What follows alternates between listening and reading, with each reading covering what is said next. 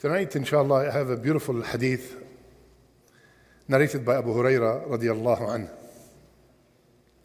And the hadith started by Abu Hurairah radiyallahu anhu swearing and saying, Allahu alladhi la ilaha illahu. By Allah, the one who is no ilah except Him. I used to fall on the ground on my abdomen from hunger. I used to tie a rock on my belly out of hunger. And one day I was starving. So I sat down at the door where the Sahaba are exiting from the masjid. فمر أبا بكر فسألته عن آية من كتاب الله وما سألته إلا ليشبعني. Abu Bakr came out and I asked him about an ayah from the Quran to explain it to me. And I only asked him so he can tell me, Abu Hurairah, why don't we go and we discuss it over dinner, over lunch, so I can eat something. Abu Bakr radiallahu anh explained the ayah and continued. فمر عمر فسألته عن آية من كتاب الله وما سألته إلا ليشبعني. And then Umar came out and I did the same thing and I asked him about an ayah. Ya Umar, what does this ayah mean? And I know what the ayah means. I just want him to tell me, let's go and eat something. ولم يفعل فخرج أبا القاسم صلى الله عليه وسلم. Then Rasulullah صلى الله عليه وسلم came out. فنظر إلي فتبسم وعرف. He looked at me, he smiled, and he knew. Said, Ya Aba Hir. Even though his Abu Hurairah is already a nickname, he made a nickname of the nickname. Said, Ya Aba Hir. Said, Labbayka ya Rasulullah. Follow me, ilhaqni. Rasulullah sallallahu alayhi wa sallam went with Abu Hurairah, got to his house. فاستأذن. He asked permission from his family for me to come in. Do we have anything in the house to eat? They brought a bowl of milk. أهذه هدية أم صدقة? Rasulullah sallallahu alayhi wa sallam always ask, is it a sadaqah or it's a gift? But if it's a sadaqah, what happened? He doesn't touch it. If it's a hadiyah, of course it's a gift, then he will use it and share it with others. They said, أهداها لك فلان. So and so brought it as a gift for you. So he said, Ya Aba Hir. لبيك يا رسول الله. He said, go get Ahl al-Suffah. Abu Hurairah narrating the hadith. So Rasulullah said, go get all the people of Suffah. What are the people of Suffah? We spoke about those before. They are very, very poor people. As a matter of fact, in the hadith, Abu Hurairah said, لا أهل لهم ولا مال. They have nobody. Yani they wait for someone in the masjid after they leave. Come with me, let me go take you home. And nothing, poor, extremely poor. And how many at that time? There was 70 of them. So Abu Bakr said, I looked at the bowl and I'm starving and I'm going to go get 70 people. فاستأت لما قال. يعني I felt like, Ya Rasulullah, I'm starving and you're telling me go get 70 people. But listen, this is the shahid of the hadith. He said, لكن لا بد من طاعة الله ورسوله. But there's no escape from obeying Allah and His Prophet. He went and he got 70 people. فدخلوا فاستأذنوا فدخلوا فجلسوا. They all came. And not one of them said, you know what, I will pass. Everybody came. You're coming to the house of Rasulullah sallallahu alaihi wasallam. So they all came and they all sat down. Ya Aba Hir, labbayka ya Rasulullah. Serve them. Serve them also. Ya Rasulullah. So he said, I took the bowl of milk and I went one by one. They drank until they were full. And then when he finished, he goes to the other guy. He drank until he was full. Because the Sunnah, as we will see later, is when you are serving, you should be the last one to serve yourself. And he knows the Sunnah. So he's looking at the bowl as he's serving them, and he is, like we said before, he's starving.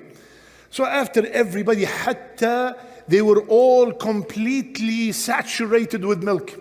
Not just took a sip. Subhanallah.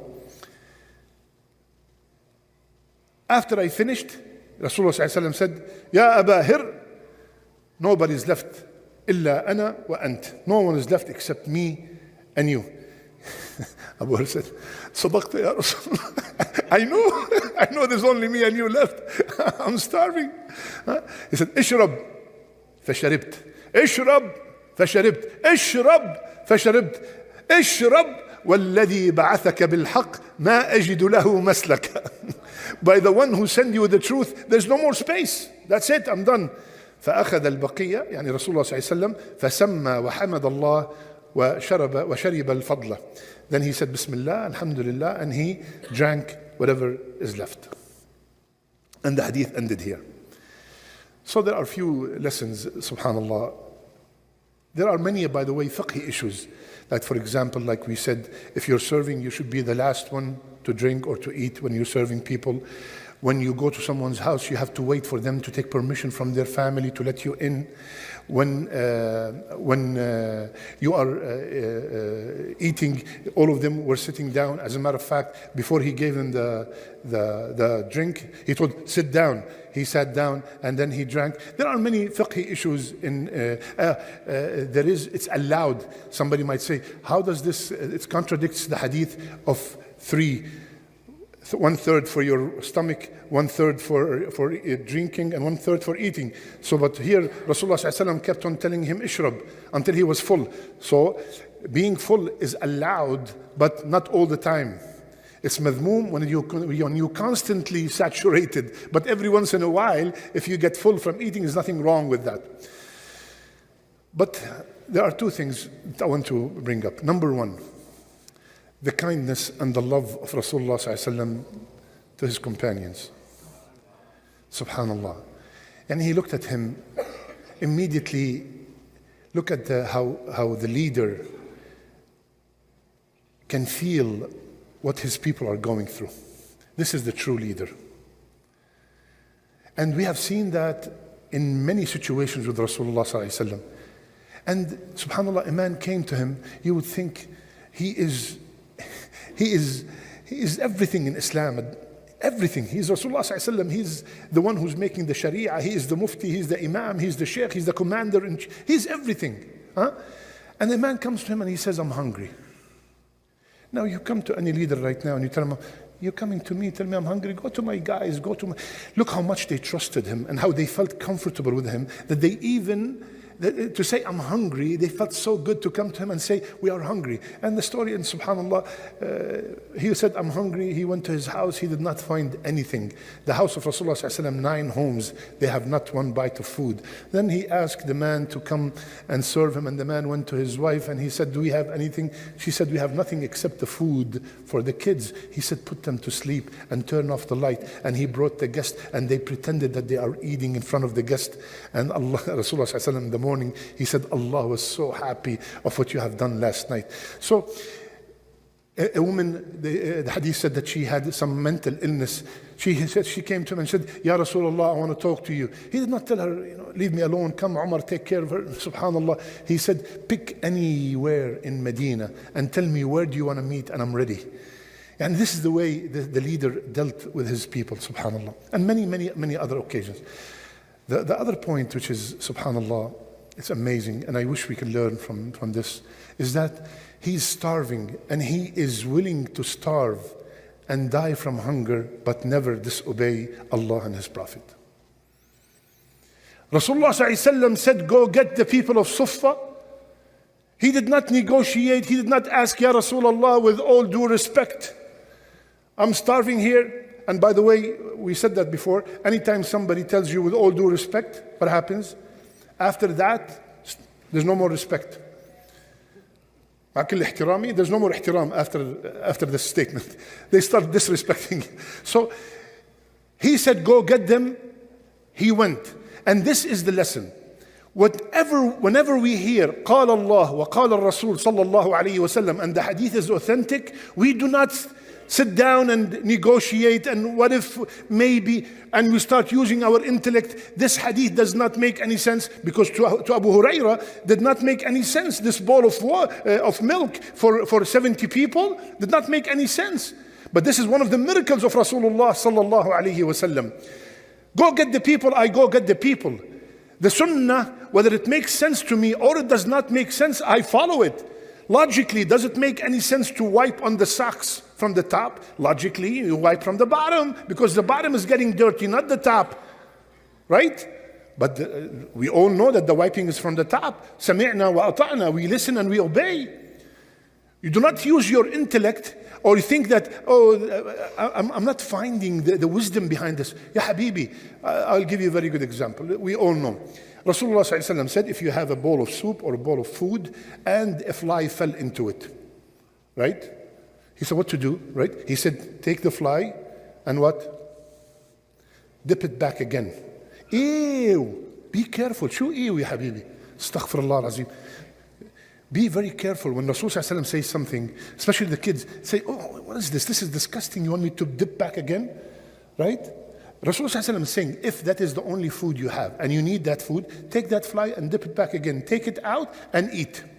Right? Now, Sheikh, it does not make any sense. Subhanallah, 2009, we all know the study. They found that one wing has the virus and the other wing has the cure. So I have to wait for a guy, maybe he's worshipping a cow, to tell me what is right and what is wrong, and then I would say, Rasulullah ﷺ was right. It's supposed to be the other way around. Whatever he says, alayhi salatu wasalam, is right, and I'm waiting for people to prove it. But 100% I have no doubt in my heart. وَإِن تُطِيعُوهُ إيش تَهْتَدُوا. If you obey him, Allah said, if you obey him, then you will be guided. وَمَا أَتَاكُمُ الرَّسُولُ فَخُذُوهُ وَمَا نَهَاكُمْ عَنْهُ فَانْتَهُوا. Whatever the Prophet came with, whatever he told you to do, take it, do it. And whatever he told you to stay away from, stay away from. This is how the Sahaba, subhanallah. We think that wealth is what make me famous and what make me known. And let me ask you a question. Who was the richest man on earth in 1954?